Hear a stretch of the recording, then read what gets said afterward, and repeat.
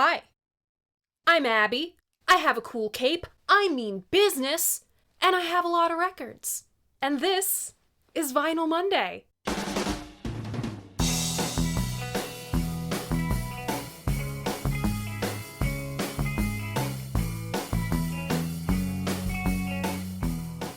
So welcome back, or welcome if this is your first time here. Vinyl Monday is the who, what, when, where, why, and how do I feel about classic albums in my collection. If 30-minute episodes aren't your thing, don't worry. I also do Vinyl Monday in 60 seconds here on my channel, over on my Instagram, as well as TikTok. First things first, the latest episode of the Dolls podcast is up now for your listening pleasure. My co-host Emma poured her heart and soul into writing this episode about Karen Carpenter. She treated Karen's story with so much love and respect. We also have a good laugh over the Carpenters playing in the Simpsons movie. It's available to listen wherever you stream your podcasts, and be sure to give Emma a big thank you for writing such a beautiful episode. This is my favorite episode we've done so far. On to this week's album.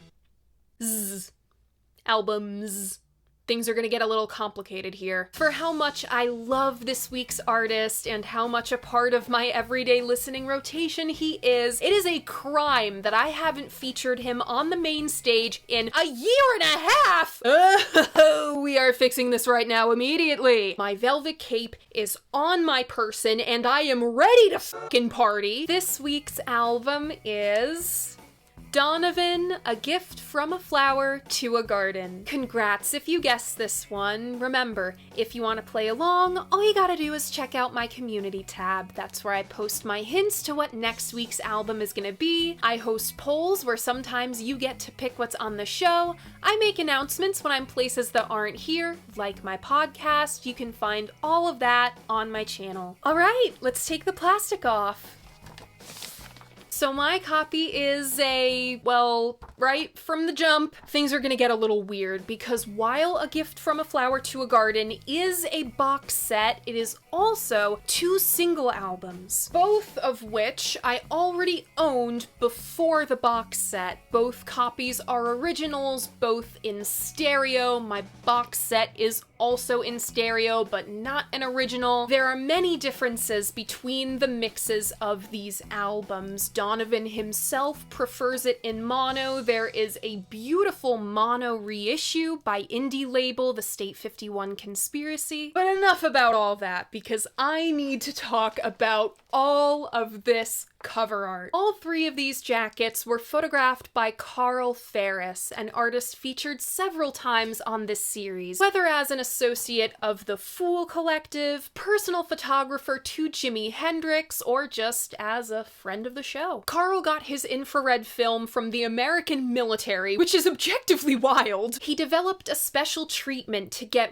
really vibrant purples and pinks out of it. The gift art shows the full spectrum of colors that Carl could get out of his method. Where Your Love Like Heaven is drenched in these pinks and purples. For Little Ones has more blue to complement the yellow illustration, and the box cover photo is more pink, blue, and brown. Our boy Donny is meant to be dressed as an ancient Gaelic shaman, but according to him, the robe is actually an antique Bulgarian or Romanian wedding gown. And the really hard contrast makes him look like he's wearing eyeliner in sort of a proto-glam way. In his words, and I quote, "I was wearing chicks gear long before anybody else." So I was lucky enough to get a hold of Carl himself to talk about this art, and this is the gist of what he had to say. The Where Your Love Like Heaven cover was shot at Bodiam Castle in Sussex. Carl chose this location for sentimental reasons.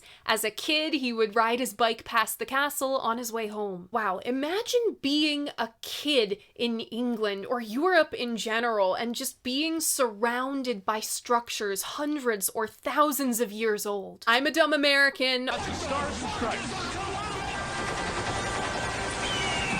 our nation is pretty new in the grand scheme of things. Besides tacky, super rich people in Connecticut, we don't have castles. A little later on, when Donovan commissioned Carl for a film we'll talk about later on, they went down to Cornwall. This is where the cover of the box set was shot. On the jacket of For Little Ones, Donovan is holding a bouquet of flowers as he chills in this decked-out rowboat, which a book in my collection has compared to Waterhouse's The Lady of Shalott. I asked Carl if the nods to Pre-Raphaelite art throughout the packaging were intentional. He says yes. It was one of his favorite periods he studied in art school. Donny is gently wrapped in whimsical illustrations by Mick Taylor. No, not that Mick Taylor. And Sheena McCall. On the back cover of the box, Donovan is pictured with the creator of Transcendental Meditation and the Beatles' spiritual guru of choice, the Maharishi. B-roll Abby will for sure be less clumsy showing you this. I don't want to break this box. But inside are the lyrics and liner notes, all written by Donovan, and the For Little Ones cover repeated. I don't have the lyric sheets that originally came with this, but I'll insert details of them if I can. On A Gift from a Flower to a Garden / Where Your Love Like Heaven / For Little Ones, we have the real-life fairy tale prince himself, Donovan. On vocals, guitar, harmonica, banjo, and serving as principal songwriter. Backing him are Eric Leese on electric guitar, Cliff Barton on bass, Mike O'Neill on keys, Keith Webb on drums, Harold McNair on flute, Ken Baldock on the double bass, Mike Carr on vibraphone, John Carr on the congas, and Tony Carr on drums and extra percussion, including those finger cymbals on the Tinker and the Crab. Our special guest on this one is Jack Bruce, playing bass on Someone Singing. A Gift from a Flower to a Garden was produced by Donovan with Mickey Most. Roll transition.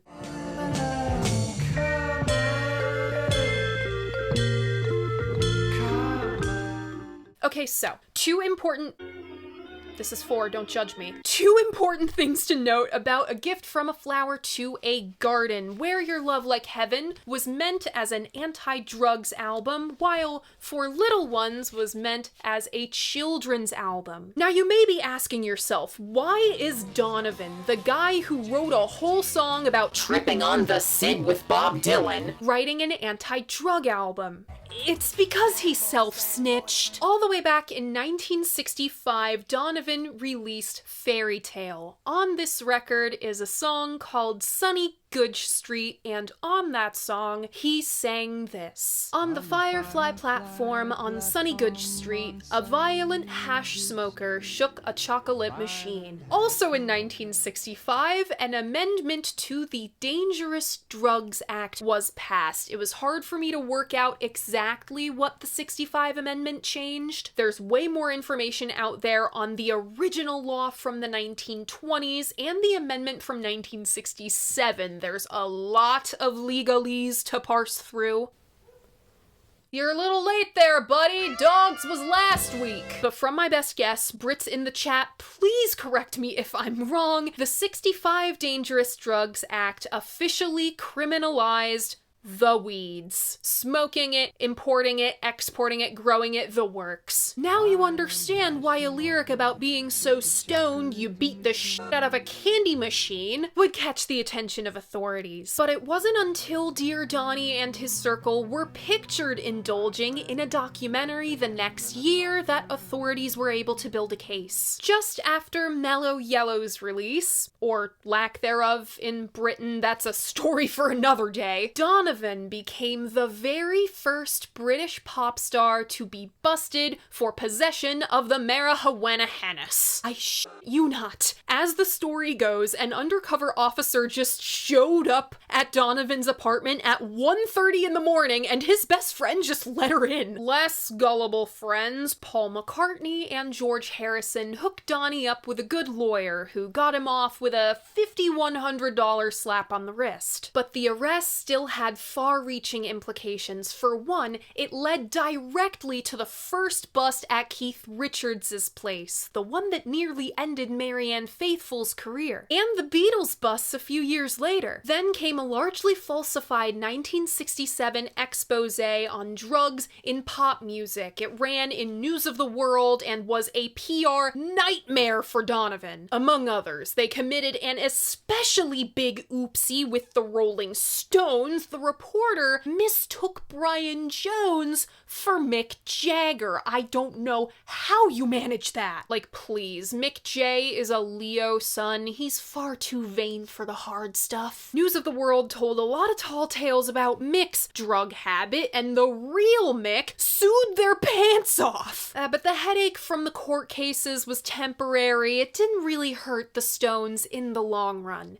It did hurt Donovan, though. He was barred from entry to the United States for over a year. Remember, he had just barely shed the whole Britain's answer to Dylan thing when all of this was going down. Personally, I believe this was why Donovan was never quite as big over here as he was in Britain. Expertly phrased by Virginia Cannon for The New Yorker, for him, quote, "The summer of love was over before it began." But if Donovan missed out on the summer of love, then he was early to the pop stars getting super into spirituality in 1968 party. In 1967, he got super into transcendental meditation and met the movement's leader, the Maharishi. Here's what Donovan had to say about meeting the Maharishi in the NME. Quote, "He's a great guy, and there's a lot of speculation about whether he's just another one. But the thing is, I wouldn't even speak with him if he wasn't simple. I met the man, and I knew that he was what I instinctively knew was a holy man. He's straightening everybody out." Wow. Talk about confidence. Donny is a devotee to transcendental meditation to this day, still conducting interviews promoting it. Perhaps as a PR strategy, perhaps as a reflection of his new philosophy. It full well could have been both. Donovan did a heel turn on drugs. In the gift liner notes, he said, quote, "Yes, I call upon every youth to stop the use of all drugs and heed the quest to seek the sun." Clearly his deep cuts were getting him in trouble with the law. So for a time, he turned to radio-friendly singles that reflected his new, straightened-out image. In August of '67, he put out There Is a Mountain. It peaked at number 11 on the Billboard singles charts. This was enough a success to warrant touring the States. Of course, he was only allowed in the country after Monterey Pop. That feels targeted. Of course, there's a problem with being a pop singles artist, and that is that you can't always show off the breadth of your songwriting chops. So Donny thought, hey, why don't I release a pop album to write some fun hooks and pal around with my session player buddies, and a folk album to feature mostly me and what I can do on guitar. I don't want to toot my own horn here, but I am a very good guitarist. Furthermore, what if, instead of writing for my generation, I write for the next? Quote, "These poems are for youth, that is true,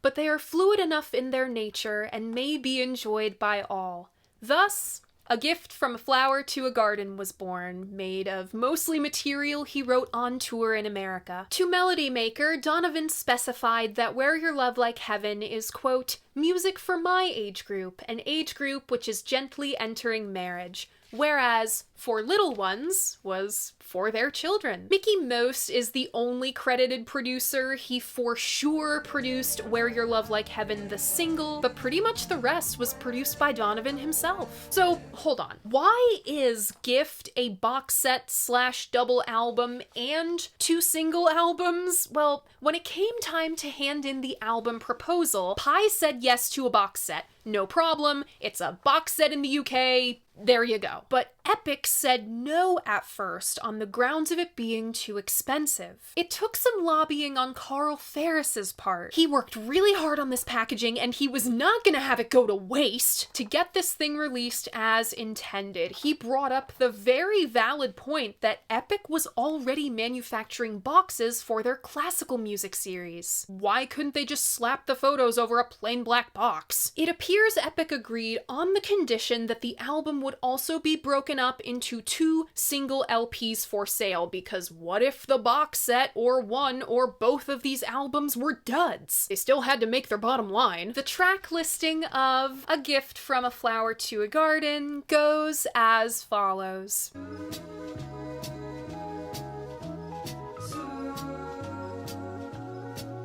Opening up side 1, or opening Where Your Love Like Heaven if you have the single LP, is the title track, followed by Mad John's Escape. Then Skip Along Sam, next Sun, and closing side 1 is There Was a Time. Opening up side 2, we have Oh Gosh, followed by Little Boy in Corduroy. Then Under the Greenwood Tree with lyrics by good ol' William Shakespeare. Next, The Land of Doesn't Have to Be, and closing disc 1 is Someone Singing. Opening up side 3, or side 1 of the Little Ones LP, is Song of the Naturalist's Wife, followed by The Enchanted Gypsy. Then Voyage into the Golden Screen, followed by Isle of Islay. Next, The Mandolin Man and His Secret, and closing out side 3 is Lay of the Last Tinker.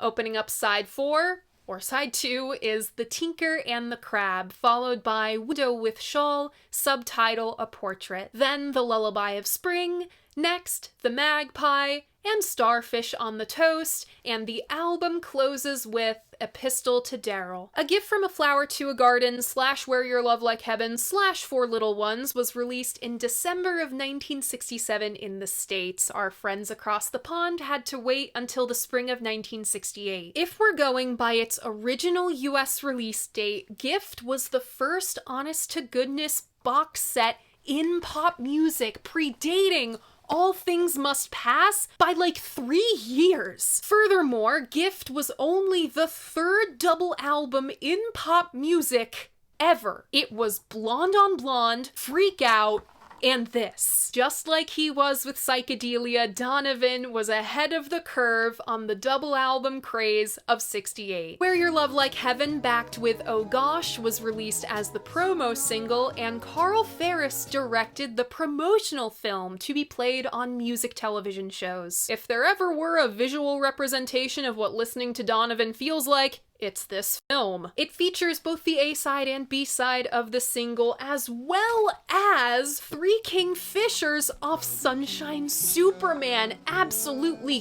goated song choice. Three Kingfishers is one of my favorite Donovan songs. Starring opposite Donny in this video was his muse at the time, Jenny Boyd. The dress Jenny wears, as a top actually, was designed by The Fool. Thanks to the auction house's high-quality photos, I was able to slap together this recreation. Jenny borrowed it from her sister Patty. You might know her better as...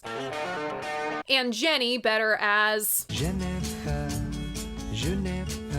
According to Carl, Donovan was so taken by Jenny that he wrote the song on location for this film. The chokehold these two sisters had the British rockers in was crazy and should be studied by scientists. Also, there was a third sister, and she also dated Eric Clapton. Where Your Love Like Heaven was covered by Eartha Kitt. Appeared in Love's commercials in the 60s and 70s. It also appeared in an episode of The Simpsons where Homer gets stoned, kind of ironic considering what the album represents. A Gift from a Flower to a Garden is among one of guitarist, producer, tastemaker, and Renaissance man Steven Wilson's all-time favorite albums. On a 2020 episode of his podcast, The Album Years, he identifies Donny as being ahead of the curve on the double albums front. He says the packaging is conceptual and thought out, better than Sgt. Pepper's even, and he gives special love to Four Little Ones, calling it, quote, the real masterpiece of the two, describing the minimal accompaniment as, quote, absolutely beguiling. His co-host Tim Bonus gave some love to Where Your Love Like Heaven, calling it a great, quote, light psychedelic pop album which showcased Donovan's melody crafting abilities. And hey, remember the non-album single, There's a Mountain? A basket of Georgia peaches got a hold of that song and turned it into a live show staple.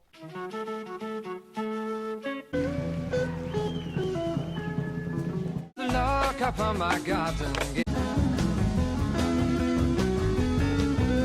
Often clocking in at 10 times the length of the original. So, what do I think of A Gift from a Flower to a Garden / Where Your Love Like Heaven / For Little Ones? That is a mouthful. I'm not doing that again. La la la la la la la la la la la. I came here to smoke weed and wear capes. And they've taken away my weed. Going in. Equal parts regal and charming, the figurehead of the mid-century medieval trend. I love Donovan more than most. Like, come on, just look at him. Just look at him. He looks like he belongs on the white horse riding in to save the day. It's ridiculous. I shout his praises from the rooftops whenever I can. He was super influential on my favorite period of the Beatles, and he doesn't get nearly enough credit for that. His records aren't easy to find in the wild here in the States, despite his 2 most successful albums originally being US exclusives. His autograph is hanging on my wall, and the psychedelic medieval thing is my favorite phase of his career. Sunshine Superman is firmly my favorite Donovan album. It's just the right blend of folk, rock, and pop with a great jazz sensibility. It's got some of the most tasteful use of a sitar on a British LP of this era, so I was excited for this week to finally roll around. Since this bad boy is a 22-track package and we do not have the time to go track by track, I'm gonna structure this chapter of the video like I would a double album review. Identify what I like, what I don't like, and spotlight the strongest tracks. So, I thought I was gonna prefer the pop album and like the folk album but find it childish. The title, Children's Album, did worry me. I was all turned around. For Little Ones clears Where Your Love Like Heaven so hard, it's not even funny. But let's start with Where Your Love Like Heaven. This album's greatest strengths are, surprise, surprise, the title track and its B-side. This was Donovan's singles era, so naturally he put the most emphasis there. Where Your Love Like Heaven is one of his most quintessentially psychedelic 60s songs, quintessentially Donovan at this point in his career. The chiming keys act like sort of a drone, there's a strong organ lead, presence of flute, and a free-floating psychedelic feel. The lyrics are quite esoteric. Donny dreams of an idyllic flower child world where all the human race is proud and free. He's more focused on painting a feeling with his words as opposed to a defined picture. In fact, he might literally be painting. Prussian blue, scarlet, carmine yellow were staple pigments in my art school paint box. Listening to Where Your Love Like Heaven, I can smell the gesso. Oh Gosh is adorable without being too kiddish. The bass line is groovy and playful, the keys and flute are bright. Donovan gives us another saccharine tale of hippie utopia. We sport coats of many colors and flowers in our hair as we nurture the next generation of flower children. I also want to give love to Sun for its hazy, breezy summer day feeling. There was a time for the chipper, lightning-fingered harpsichord part, very Baroque pop. And even though I'm not crazy about Little Boy in Corduroy, it is quite catchy. How many wishes can you wish in a day? My biggest qualm with Where Your Love Like Heaven is that out of the 2 discs, this feels like the kid stuff. At several points this week, I got to wondering, are we sure For Little Ones is the kids album? Like, we have Little Boy in Corduroy on the album for grown-ups, and Isle of Islay with the kids? Okay. The whimsy that I usually love Donovan for because he usually balances it so well it's a little much here. It's especially heavy-handed on Mad John's Escape, a song apparently about a 19th century poet fleeing a mental institution, and Skip Along Sam. Donovan did some really great narrative-heavy character songs. See Guinevere, The Trip,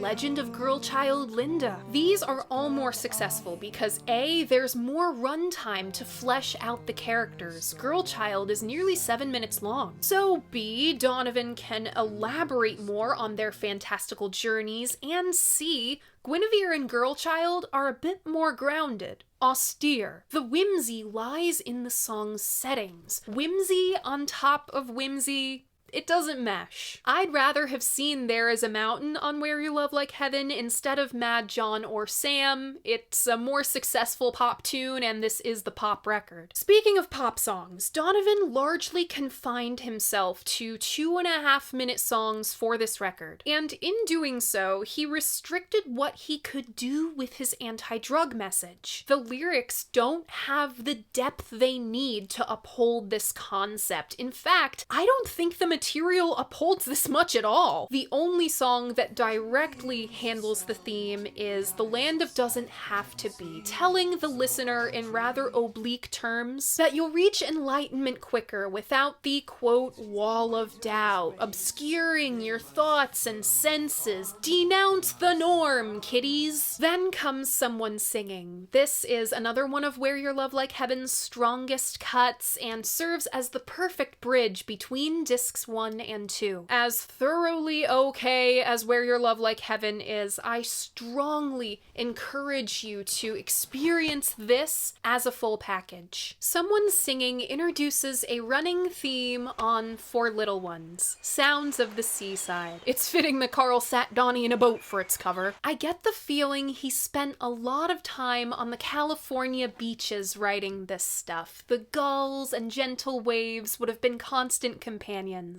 It's only fitting to include it on the record somehow. Donovan has gone full flower child. Love is for feeling, for you and me. Happy he is with people and flowers, and we're all one and the same. It's the beginning of a new world, man. And he positions himself as the Pied Piper, guiding us all there.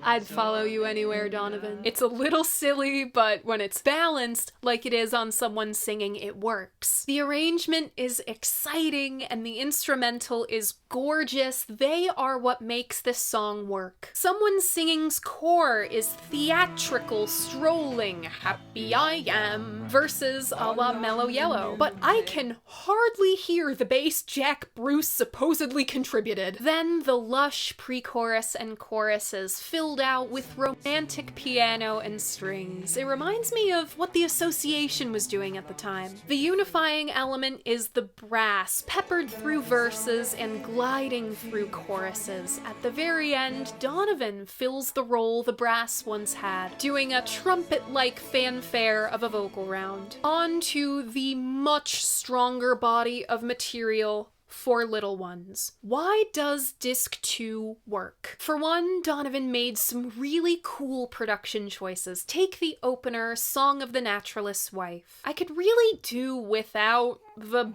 baby crying, but I have a theory. I believe that Donovan is singing into the hole in his acoustic guitar here. La la la la la la la la la.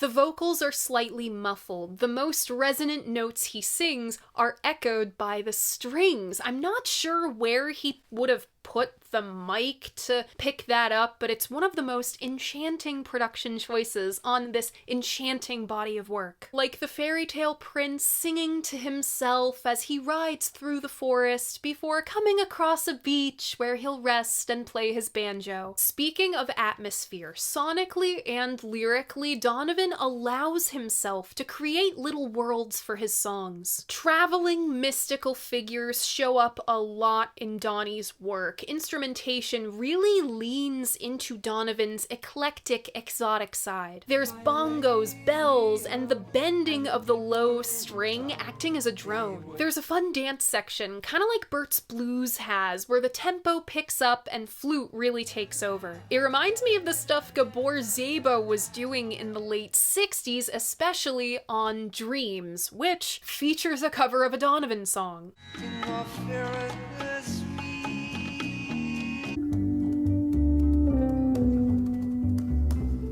Lay of the Last Tinker is a little goofy, but just as imaginative, same with the Tinker and the Crab. All these characters and stories are unified by this ancient seaside village. Collecting seashells in The Naturalist's Wife, seaweed clinging to fingers on Enchanted, the entirety of the Tinker and the Crab and Starfish on the Toast, gulls crying overhead, waves crashing on the rocks. It fits with the album photos being taken at Cornwall. The generally sparse accompaniment allows Donovan's voice, writing, and guitar playing to shine. Not everyone can get into Donovan's singing. It's very stylized with lots of classical rolled R's, but it works for him. When I think of English seaside, I think gray with choppy water, nothing like the vibrant reds, blues, yellows, purples, and pinks of Donovan's world. Isle of Islay is one of the most beautiful songs on the whole package and taps into this gray, somber, but no less peaceful side. Our narrator feels hopeless and lost, like a grain on your sand, felt like a tide left me here. Despite how world-weary the narrator is, Donovan carries no bitterness in his voice. He's gentle and morose,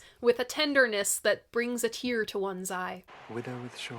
Is wistful and pretty and no less devastating, its narrator longing for her lover to return from his voyage. Whether he be in Africa or deep asleep in India, fill his dream. Day in and day out for 7 years, she paces the shore, awaiting his return. Donovan does doomed romance best. Just listen to this. In my chariot of sleep, I ride the vast and dreary deep, deep sea. These two songs handle much more complex emotions than we saw on Where Your Love Like Heaven, supposedly the album for grown-ups. I love when writers don't treat children like they're stupid. They feel all the same stresses and sadnesses as we do, with just as much depth. Donovan's manner of singing works with his writing style. He's so much more illustrative on For Little Ones. Deep cloaks of fine damask, bejeweled casques, sparkling eyes, sparkling ring, a dancing monkey for some reason. All is glittering and beautiful, but his fantastical and direct imagery never feels weighed down. His signature finger-picking style, which he taught to the Beatles in India, has a lightness while still possessing beautiful depth. With warm, low tones and sparkling highs, his most lush playing is on Voyage into the Golden Screen and The Mandolin Man and His Secret. His most minimal playing is on Isle of Islay, as tender as he sings. I might get some flack for saying this, but fuck it, I'll say it. As a Nick Drake girly, the guitar on For Little Ones goes toe-to-toe with some of Nick's best work. They share the same bucolic beauty and depth. Also, for the Hosier girlies, Donovan may only be an honorary Irishman, but if you're looking for the same enchanted forest man vibes, but make it 60s, I present you Donovan. I have to give a shout to Donovan's harmonica playing on Mandolin Man 2, a leftover skill from his Dylan days. Again, there are some tracks I could do without, see Magpie and Starfish. They're pretty forgettable in the grand scheme of things. But once again, we have a closing track which unifies albums 1 and 2, Epistle to Daryl. It might even be a callback to his Dylan days. I can't remember the last time I heard him strum a guitar. He is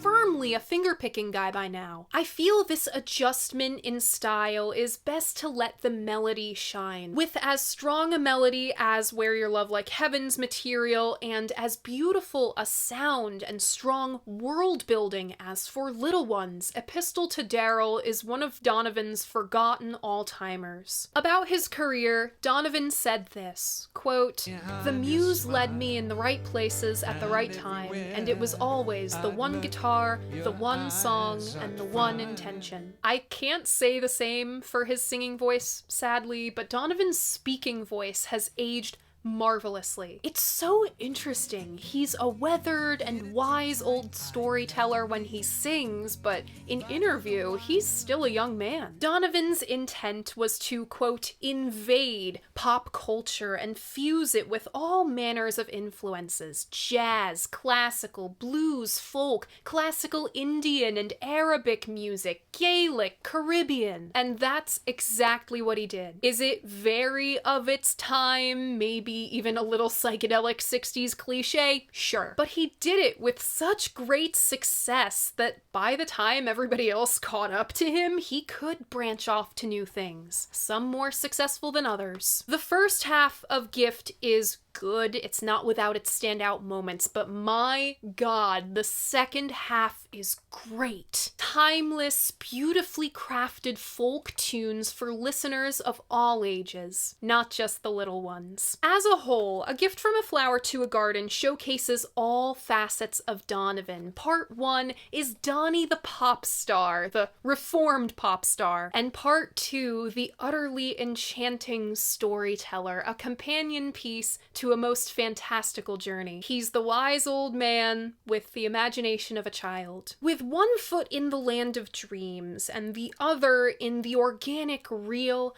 A Gift from a Flower to a Garden is the fullest picture of one of the great underrated songwriters of the 1960s. My personal favorites off this one are Where Your Love Like Heaven, Oh Gosh, Someone Singing, Voyage into the Golden Screen, Isle of Islay, The Mandolin Man, Window with Shawl, and Epistle to Daryl. Remember, if you want to keep up with all of my faves from all of the Vinyl Mondays, I have a Spotify playlist linked in my description. I update it every week. In the description, you can also find the Apple and Spotify links to the Dolls podcast. And that's it! That was a 1, 2, 3 album, I don't know. It was A Gift from a Flower to a Garden. What do you think of this album? What do you think of Donovan? Which of the 2 discs do you prefer? Leave a comment letting me know. I love hearing what you guys have to say about albums that I love. And remember, despite what some guy on the internet tells you, your opinion matters. If you like what I do here, you should like this video and subscribe to my channel. I post new episodes of Vinyl Monday every Monday morning at 11, and a new episode of the Dolls podcast goes up every other Friday. Thank you so much for watching, and I'll see you guys next week for when I am absolutely not wearing a velvet cape in the summer. Bye!